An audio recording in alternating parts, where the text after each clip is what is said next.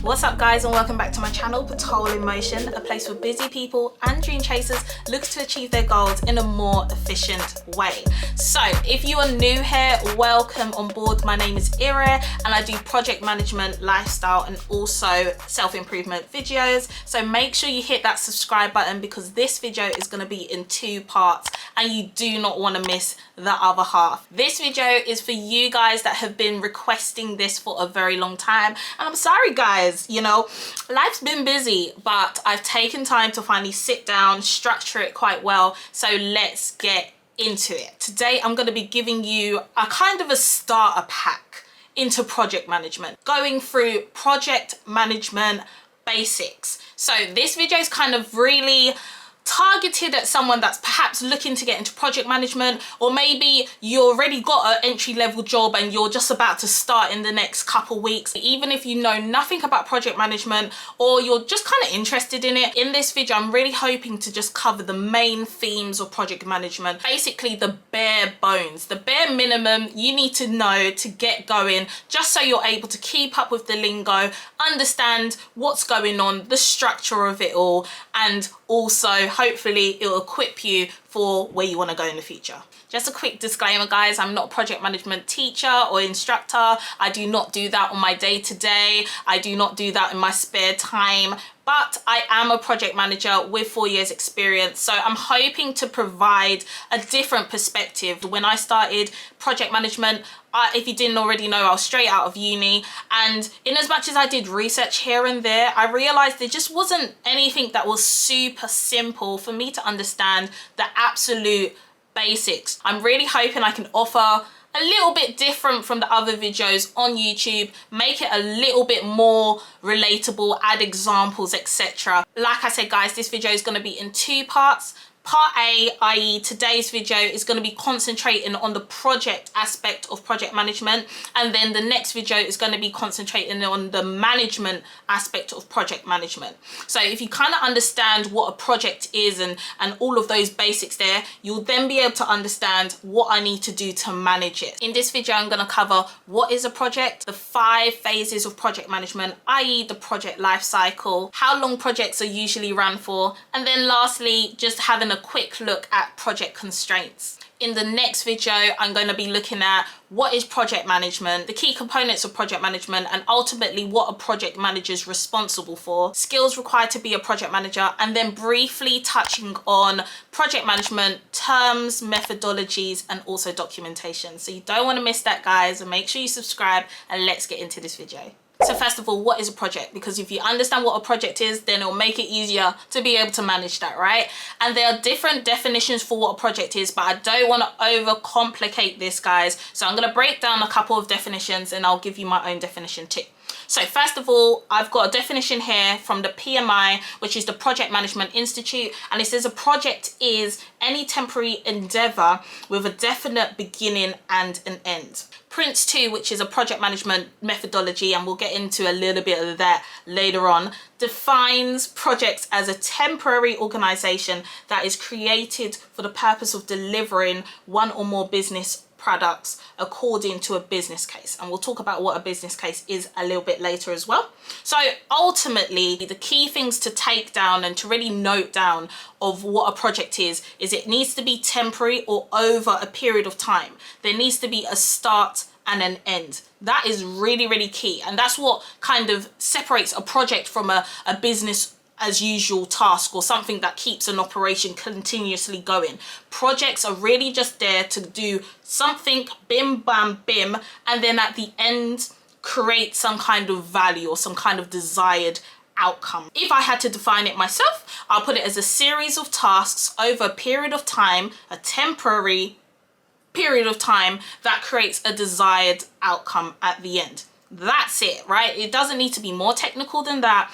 There are different types of projects because the value at the end can also differ, but ultimately that's it. And that's why, for example, if you have a DIY project at home, It's something that's going to happen over a period of time. There's a series of tasks you need to do to be able to create that desired outcome, and that's a project. So it doesn't always even have to be corporate, but ultimately that's what a project is. But we are going to talk a little bit more corporate based, a little bit more workplace based, because ultimately that's where you'll see a lot of project managers. So taking that in and really formalizing what a project is, let's look at the 5 phases of a project, which is also known as the project life cycle. The first stage then is the initiation stage. At the initiation stage, we start the project. This is the stage in which the project really starts to be conceptualized. It starts with an idea, usually brought by a stakeholder. It could be by the business, it could be by a client,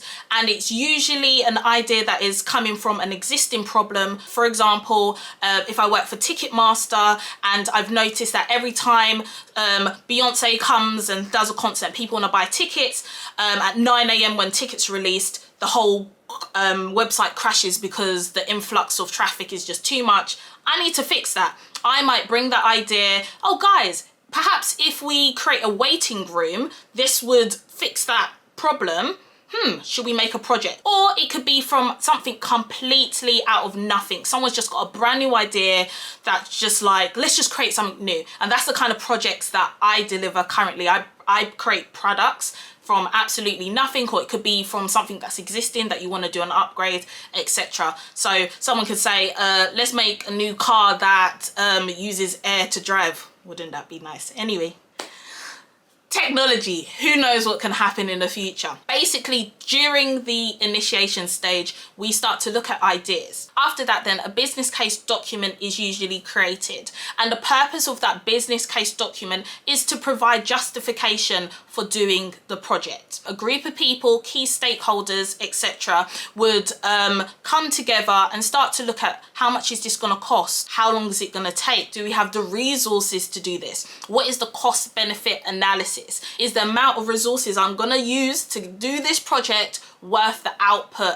at the end, right? And all of that information is gathered into this business case document. Lots of people, like the project managers, maybe compliance teams, maybe marketing department, advertising department, will all input into this business case document. So we have basically a justification for why this should go ahead. And once all of those bits and pieces are put together, the business case is put together, it's then presented to the business or the budget holder, whoever's gonna supply the shmoney's, because nothing in this world is free, period. Once we have that, we give it to them and they read it, weigh it up and say, okay, cool, happy to kick this off, or actually for the money and, you know, time, resources, I don't think it's worth it. Something really key at this stage is that everything is really high level. When I say high level, I mean not in detail, just very vague. So costs, for example, they're very rough estimates. Timeline, etc., is very rough. Just something really quick for us to just be able to conceptualize this idea and have an idea of, you know, whether the idea will bring the value we really think it's going to bring versus the cost it's going to bring. Once the business or the budget holder has approved that business case, then fantastic. Then we kick off another document called the statement of work. And in this document, we start to define requirements. We start to define scope, which is basically everything that we expect to be delivered in this project. We start to weigh up and bring out the key risks and dependencies in the project and write them down so people get an idea of, you know, what we are expected to get at the end. Another really key thing that we start to get in the statement of work is an acceptance criteria. And basically that is where we can finally say, okay, at the end of this project, this is how I know we have ended. Without defining that end, a project isn't really a project, because it's kind of like, okay, we've done everything we think we need to do, but have we?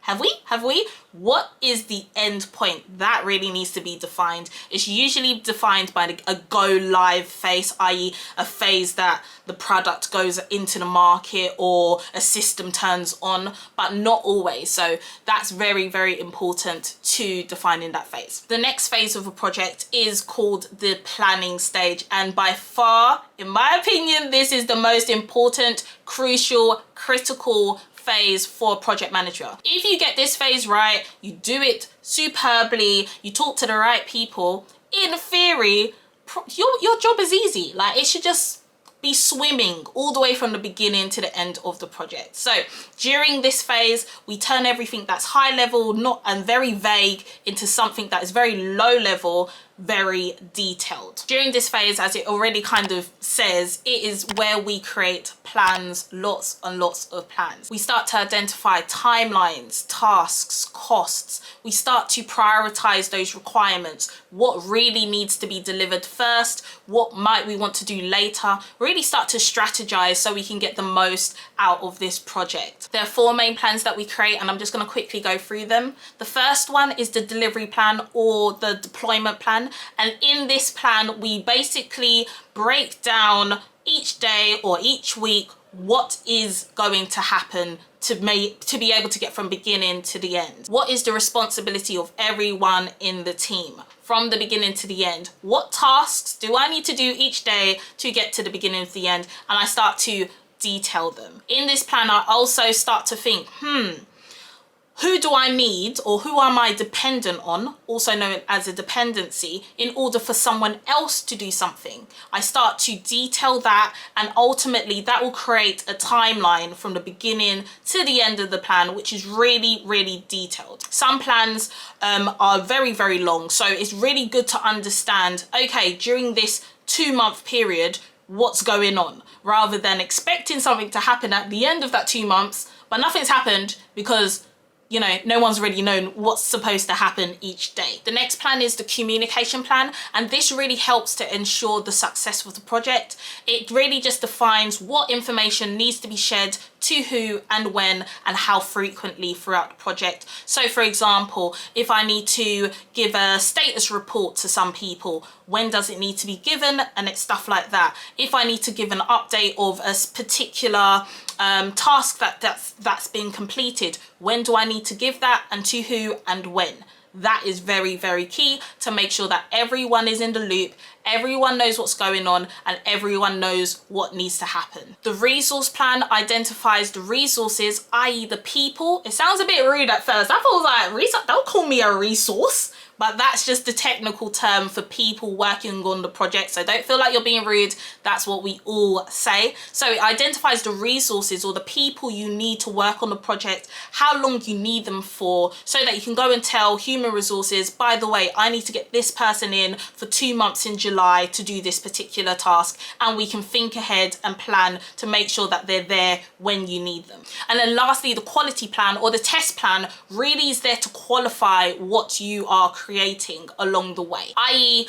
is what I'm creating at the end really fit for purpose? Is it of the quality I need it to be? And these are the tests that I'm going to do in order to be able to determine if it is. During the planning stage, there will also be a special emphasis on risk and risk management. Here you'll create your risk log, or basically just a register of all the different risks, all the kind of things that could go wrong in the project, and you'll be able to start prioritizing them and also creating a contingency or mitigation plan in case those risks become issues and are actualized. The next phase after that is then execution phase, guys. And this is where all your planning, all of that hard work, putting down details, talking to this person, that person, we get to work. During the execution phase, this is the time that, you know, if there are cracks in your planning, it will show. And that's why if you do good planning, your execution will also be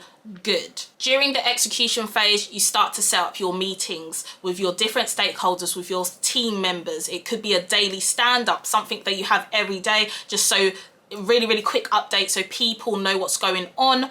During this phase, you also set up your reporting lines. You might have something called a DSG where you report to the directors, or the ESG where you report to the executives to let them know what's going on. You'll set up all of those kind of meetings. At this point also, you also ask for resources, you know, you'll ask for monies, you know, to be given to you, because yes, they would have already put it aside, but you know, now I need to spend it. This is where the action happens, and also where you start to implement the steps of your delivery plan. This is where all the magic happens, guys. It is by far the most exciting part for me if I've done a good plan. Unfortunately, if your planning stage isn't very good, lots of unexpected things can happen. Even if your planning stage is very good, unexpected things can happen, and you need to start just doing issue resolution. But once again, if you do a good planning stage, your execution stage becomes a lot easier. Along the execution phase is also the controlling and managing stage. So this is stage 4,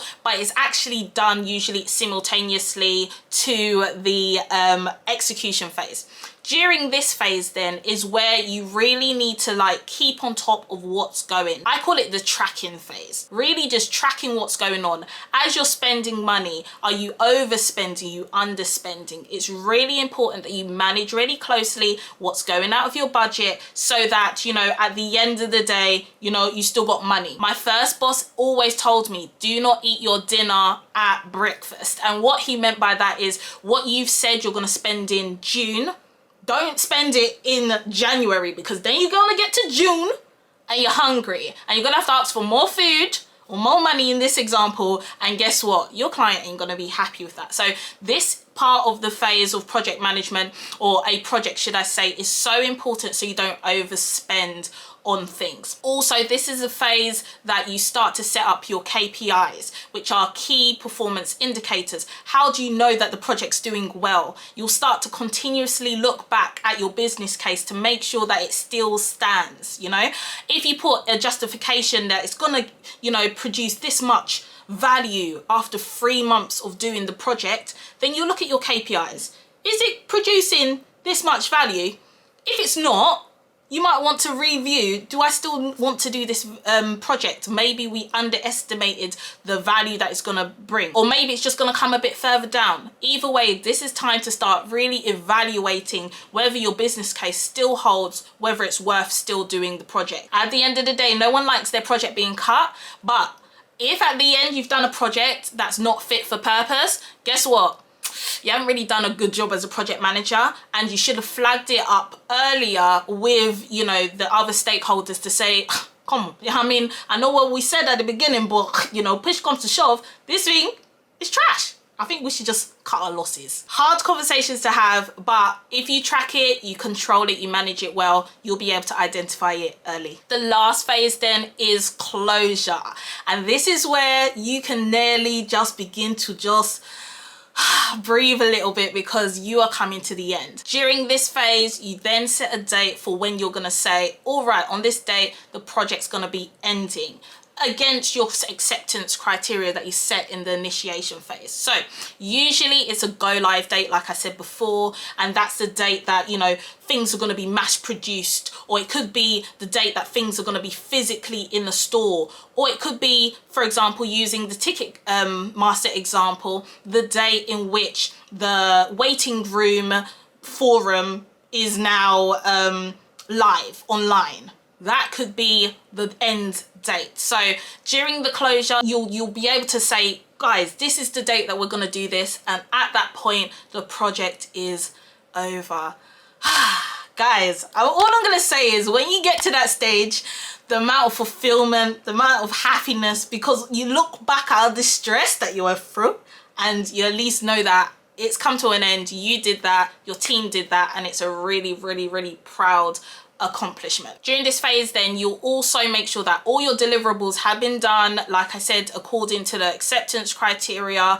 You go live, and then also at that point you start to look at how you're going to pass this on to the business as usual team, or sometimes they're referred to as in-life team, and those are the people that will then look after this new service or new product that you have delivered ongoing, and making sure that customers are happy with it and all of that. At that point, there's a clear division between you, project side, and service side, right? The project is over, it's now transferred to the ongoing service, and you go as a project manager to go pick up your next project. So it's really, really good time for project managers, in my opinion. During this phase also, you usually do something called a closure document, which basically just documents all the things you've delivered against what you said you were going to deliver, against the requirements and against the deliverables, and making sure that everyone is happy with that. And then lastly, you'll create something called a lessons learned log. And essentially, this is just a list of the lessons that you learned in the project. You and your main stakeholders, your team, anyone that was involved can have input in this. And I very much advise you do this. Just to sit down, doesn't usually take long, but you write down all the things we could have done better, how we can avoid making this happen in the future. And the idea of this is when someone in the company does something similar, they won't have to make the same mistakes that you had to painfully make to get the project done. You avoid all of that, and next time it could be a lot more agile. So those are the 5 phases of a project, guys. And as you can see, there's a lot that goes on from the beginning to the end compared to, you know, just the simple definition I gave at the beginning of this video. Depending on the complexity of the project, you might not need to do as many of these steps, or depending on what project it is, the methodology to deliver that project might slightly, you know, spasm away from this cycle. But generally,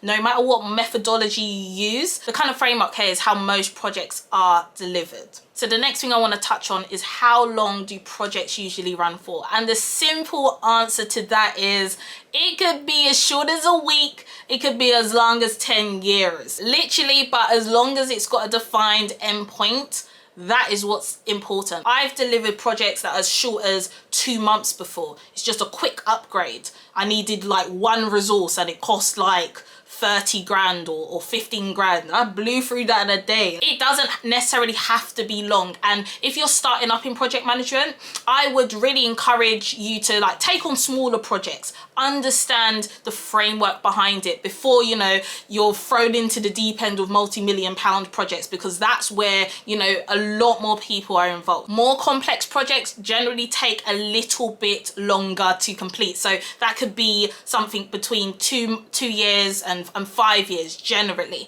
And that's where there's a large impact, or it's going out to a lot of people. So there's a lot more things that need to be covered and a lot more resources that need to be on board, a lot more departments that need to be consulted, and a lot more budget. How much do projects usually cost? Like I said, it can be as wide as 10 grand to hundreds of millions of pounds. That's like billions. The kind of budgets that I'm dealing with at the moment are multi-million-pound budgets. So as you can imagine, it's a lot of money using to be making things happen. And that's why generally companies want someone with a bit of experience that can show that they can do something before they give them, oh, that's some monies. And it's a lot of money sometimes. It's a lot of money. If you want to get into project management, I've already done a nice video on how you can get into project management with no experience. Make sure you go check that out. Hopefully it'll be a nice little step for you to start dabbling your toes in the world of project management. So to round up, guys, I just want to touch on project constraints. And really, these are the things that kind of wrap around a project. What are they constrained by? What is every project got inside it that might make it a little bit difficult to deliver? And that's the main reason why project managers are brought in to manage these things so that the project is successful. The 4 constraints are scope, schedule, resources, and stakeholders. Scope being what is in it. What are my main deliverables? What am I expected to deliver at the end of the project against what I'm not meant to deliver at all? Schedule is how long is it expected to take? How long is the timeline? Am I on track for what I'm meant to do? Stakeholders are the people that are involved in some way, shape or form, impacted by the project that I'm delivering. Are they being communicated to? Are they knowing what's going to happen next? Do they know what is expected of them? And resources, those are your team, your main squaddies, the main people that are really the bread and butter of that project. Without those people, the project's not happening. Remember, as a project manager, you don't physically do the work. You don't have the technical ability to do the work. If you're a little bit technical, it could help you, you know, resolve some issues a bit faster.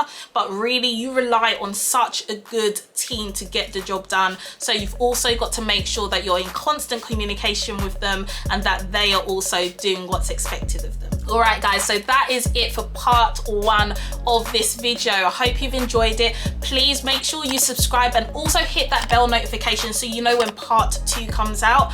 Part 2, like I said, will focus on the management aspect of project management. We've talked about the project, now it's just the management side to talk about. Make sure you drop a comment down below if you enjoyed this video, you found it useful. I will be doing more in-depth sessions on specific bits of projects and go into more details, but I really just wanted this to be a holistic video, giving you the necessary building blocks to start working on. So I hope it's helpful, and I'll see you in part 2.